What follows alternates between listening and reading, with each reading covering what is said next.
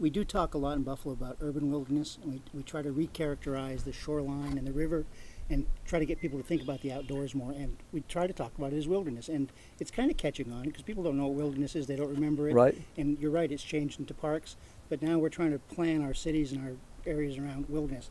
I just want to ask you two more questions. First question is, what brought you to this work? Where did your This work? Yeah, where did you come from in your life to get here? What Well, started you? well, I was raised on a farm in Knoxville, Tennessee, and my dad, like all kids, I loved animals. So what I did was, I'd bring animals, put like fish in my mother's toilet bowl. I mean, I really did. I did all sorts of crazy things back then in the late 50s, early 60s. And then when I was, 11 years old, I said, I want to work for this veterinarian who used to come to take care of our dogs out on the farm. And so I said, I want to clean cages. So he said, okay, I'll hire you. Now, I think he thought I'd last one day. I lasted 4 years. I cleaned cages for 4 years, $10 a week. I loved it. So when I was 15, I'd carry his bag around the Knoxville Zoo, which is a dump. Now it's not, it's a great zoo. I'd carry his little bag around and said, someday I'm going to be a zookeeper. When I was 16, I never wavered from that. In college, during the service, I came out of college, cleaned cages, started a little zoo in Florida, and that's how I started. And my dad taught me three words. Three words he told me. He said, Jack, hard work and enthusiasm. If you work hard and you love what you do, you can succeed in life. Some people don't have to do that, and that's fine. But with what I was trying to do, it took a lot of hard work, and you can see I love what I do. So I don't care if some young person here tonight or whatever watching this, if they want to sell hamburgers, they want to sell gasoline, if they want to be a doctor, a lawyer, I don't care what they want to be. If you work hard and you love it, you'll succeed. All right, last question. This is a very special place, I assume, by looking at some of the markers that are here. Oh God, yeah, I hope my marker's not over. Not yet. Could you tell us a little bit about what we have here? Well, we have markers around here. Obviously, we have animals that mean a lot to all of us. You know, you got to be careful in this business because these folks that work at the zoo, it's their family. I mean, this is literally their family. I mean, that sounds maybe corny to some people, but you're dealing with endangered animals. You're dealing with animals that these folks raise from babies. You've got Macombo, where you were with the gorillas today, who Macombo started, really, he was from Africa, came over here in the 40s, some hunter brought him over here, and he died, I think, my third year here. But he's left behind now the most famous collection of gorillas in the world. Kolo, the first gorilla ever born in the world, was his daughter. 5 generations, the twin gorillas.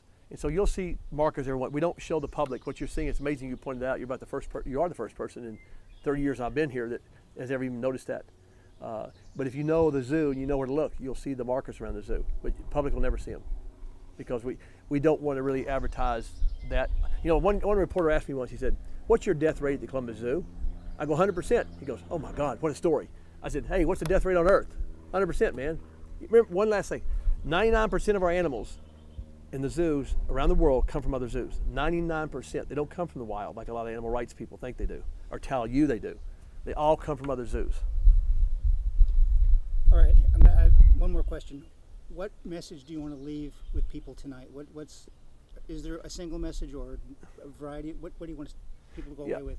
I think the message tonight is, I say it's a simple message, but it's hard. It's hard if you want to. It's like a person losing weight, you know. It takes a lot of work. It's going to take work. I'm not saying what I'm suggesting tonight everybody will take away. I'm just suggesting that everybody really starts now. If you really care for your kids and your grandkids, you'll start doing something. We do need to find an alternative source of energy. We do need to conserve more. Recycling is still very important.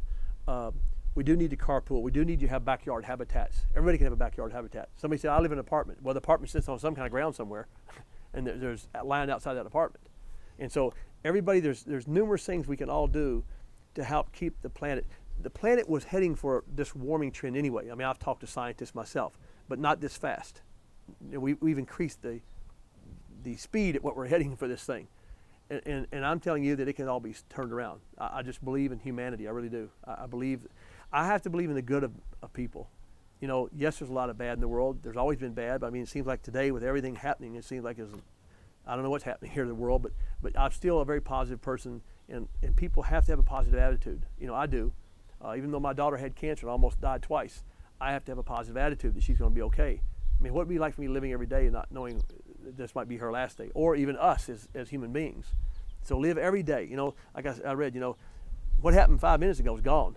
You know, so, you know, live for the future. That's what my suggestion is. And the future is going to be a good one if we all do something to help the planet. Jane Goodall calls it a reason for hope, and I think, Jack, you're a reason for hope, and appreciate your coming to visit with us tonight and now. Thank No, I love talking to young people. Old people too, like me. you. Me.